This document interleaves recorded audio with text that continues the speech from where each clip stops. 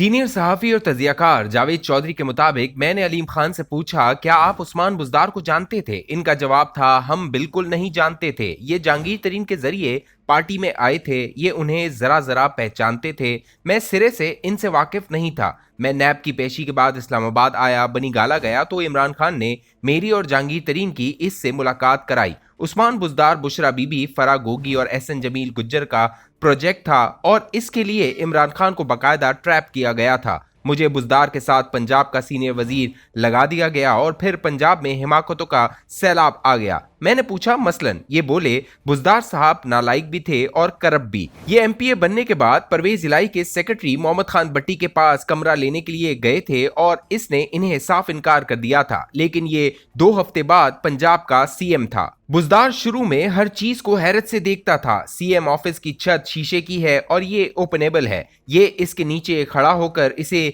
कभी खुलवाता था और कभी बंद कराता था और बच्चों की तरह खुश होता था। ये ग्राउंड में खड़े होकर देर तक अल्लाह की कुदरत देखता रहता था। सरकारी मीटिंग्स में भी हर चीज इसके सर के ऊपर से गुजर जाती थी। हमारी बजट की मीटिंग थी, सेक्रेटरी खजाना ने 2 घंटे प्रेजेंटेशन दी। उस्मान बुज़दार हैरत से कभी स्लाइड्स को देखता था और कभी सेक्रेटरी खजाना को। मीटिंग के बाद इसने मुझसे पूछा, खान साहब अब क्या करें? मैंने कहा, आप अब इनका शुक्रिया अदा करें और उठ जाएं। इसने शुक्रिया अदा किया और उठकर चला गया। इब्तदाई दिनों में नेस्पाक की टीम प्रेजेंटेशन के लिए आई। वजीर आला ने प्रेजेंटेशन के दौरान इन्हें रोककर पानी की बोतल की तरफ इशारा किया और पूछा, आप लोगों का छतों, दीवारों और पुलों के साथ क्या ताल्लुक है? आप तो पानी की बोतलें बेचते थे। पूरी टीम हैरत से एक दूसरे की तरफ देखने लगी। कमरे में खामोशी छा गई। वजीर आला ने थोड़ी देर सोचकर कहा, अच्छा अच्छा, फिर नेस्ले बिल्डिंग्स भी बनाती होगी। हमारे वजीर आला को नेस्ले और नेस्पाक का फर्क मालूम नहीं था। मैंने कहा, ये इनकी सादगी भी तो हो सकती थी। अलीम खान हंसकर बोले, हाँ अगर ये शख्स करप्ट ना होता तो। इसने पूरे पंजाब को लूट सेल पर लगा दिया था। डीसी और डीपीओ लगाने का रेट 3 करोड़ रुपए था। 4 करोड़ रुपए में कमिश्नर और आरपीओ की सीट बिकती थी और इन अफसरों को बाकायदा बताया जाता था कि तुम्हारे पास इतने महीने हैं, तुमने इनमें अपने पैसे पूरे करने हैं। लाहौर के कमिश्नर और डिप्टी कमिश्नर तक पैसे देकर लगते थे। गुजरावाला के डीसी ने तो ये बात पब्लिकली कह दी थी। सीएम के 2 प्रिंसिपल ऑफिसर और 2 स्टाफ ऑफिसर वसूलियां करते थे। उस्मान बुज़दार का प्रिंसिपल सेक्रेटरी ताहिर खुर्शीद टीके सरगना था। मैंने पूछा, और ये पैसे कहां कहां जाते थे? ये हंसकर बोले, ये सारी कलेक्शन फराह गोगी तक जाती थी और इसके बाद कहां जाती थी ये हम नहीं जानते थे, लेकिन ये तय था सूबा अमलन फराह गोगी और एहसन जमील चला रहे थे और इनके पीछे बुशरा बीबी थी। फराह गोगी इस कदर ताकतवर थी कि इसने मेरी रिहाई के बाद मुझे अपने घर बुलाया। ये डिफेंस के वाई ब्लॉक में रहती थी। इसने मुझे कहा, हम आपको दोबारा वजीर बना रहे हैं, आप बताएं आपको कौन सी वजारत चाहिए। और फिर इसने मेरा बाकायदा इंटरव्यू लिया और इस इंटरव्यू के बाद मुझे सूबाई वजारत खुराक मिली। पंजाब और विफाक के सेक्रेटरियों की तैनाती से पहले इमरान खान इनकी तस्वीरें बुशरा बीबी को भिजवाते थे और बुशरा बीबी सेक्रेटरियों की शक्ल और नाम देखकर तैनाती का फैसला करती थी और फिर वजीर आजम का प्रिंसिपल सेक्रेटरी आजम खान और चीफ सेक्रेटरी पंजाब नोटिफिकेशन जारी करता था। मैंने पूछा, क्या आपने इमरान खान को ये सूरत हाल बताई थी? इनका जवाब था, हाँ मैंने मुतल्ला किया था। मैं 6 माह बाद वजीर आजम के पास गया, इन्हें सारी सूरत हाल बताई और दरख्वास्त की कि आप मुझे विफाक में ले आए, मैं पंजाब में काम नहीं कर सकता। वजीर आजम ने मेरी बात सुनी और फिर मुझे 6 फरवरी 2019 को नैब ने गिरफ्तार कर लिया और मैं 100 दिन इसकी हिरासत में रहा। ये वजीर आजम को सूरत हाल बताने की सजा थी। मैंने पूछा, जेल में आप शहबाज शरीफ का वॉशरूम इस्तेमाल करते थे?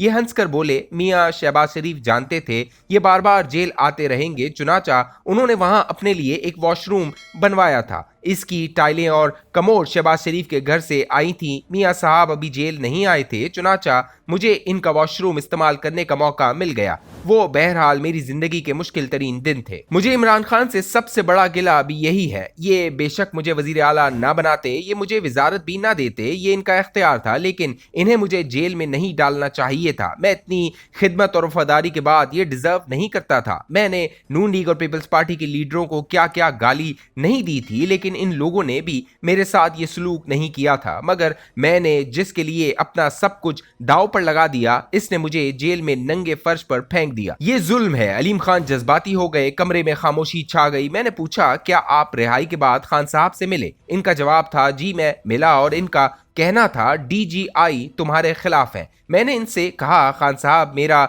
डीजीआई से क्या इख्तलाफ हो सकता है? आप अपने दाएं बाएं देखें, आपको जवाब मिल जाएगा। लेकिन उन्होंने मेरा केस इन्हीं के खाते में डाल दिया। मैंने पूछा, आपके दौर में हुकूमत आखिरी कौन चला रहा था? ये बोले, बुशरा बीबी, फराग गोगी, एक बिजनेसमैन और जनरल फैज। हमारी सारी हुकूमत ये थी।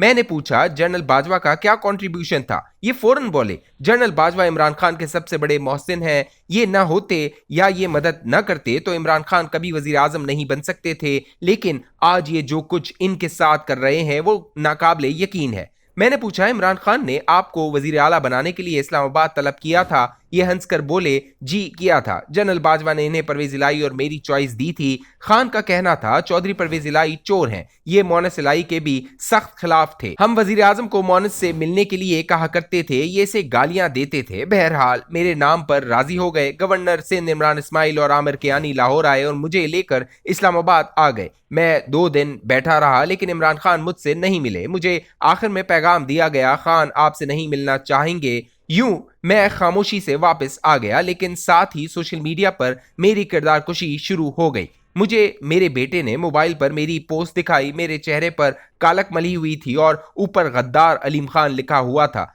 मैं ये बर्दाश्त नहीं कर सका और मैंने इमरान खान के खिलाफ प्रेस कॉन्फ्रेंस कर दी और यूं हमारा ताल्लुक हमेशा के लिए खत्म हो गया। मैंने पूछा, पार्टी के बाकी लोगों का आपके साथ क्या रवैया था? ये हंसकर बोले, पूरी पार्टी एक जैसी है, बातें बातें और बातें, अमलन कुछ भी नहीं। ये सब लोग बेमरवत, बेवफा और संगदिल हैं। किसी की आंख में हया नहीं। मैं आपको यास्मीन राशिद की मिसाल देता हूं। यास्मीन राशिद NA 120 के ज़मनी इलेक्शन में कुलसूम नवाज के खिलाफ इलेक्शन लड़ रही थी। पार्टी की मीटिंग में यास्मीन राशिद से पूछा गया, इलेक्शन के अखराजात कौन करेगा? मैडम का जवाब था, मेरे भाई बैरून मुल्क से पैसे भिजवा देंगे और मैं इलेक्शन लड़ लूंगी। हम मुतमईन हो गए। इलेक्शन का वक्त करीब आ गया मगर पैसे ना आए। परेशानी में एक और मीटिंग हुई तो खान साहब ने हमसे कह दिया, आप लोग ही बंदोबस्त कर लें। हम इकट्ठे हुए। जहांगीर तरीन ने 2 करोड़ रुपए दिए, मैंने 1 करोड़ दिया। नजीर चौहान ने भी कंट्रीब्यूट किया और 50 लाख रुपए का चेक जमशेद चीमा ने दिया, मगर ये चेक बादशाह बाउंस हो गया। बहरहाल हमने 6 करोड़ रुपए जमा किए और मैडम यास्मीन राशिद का इलेक्शन हो गया।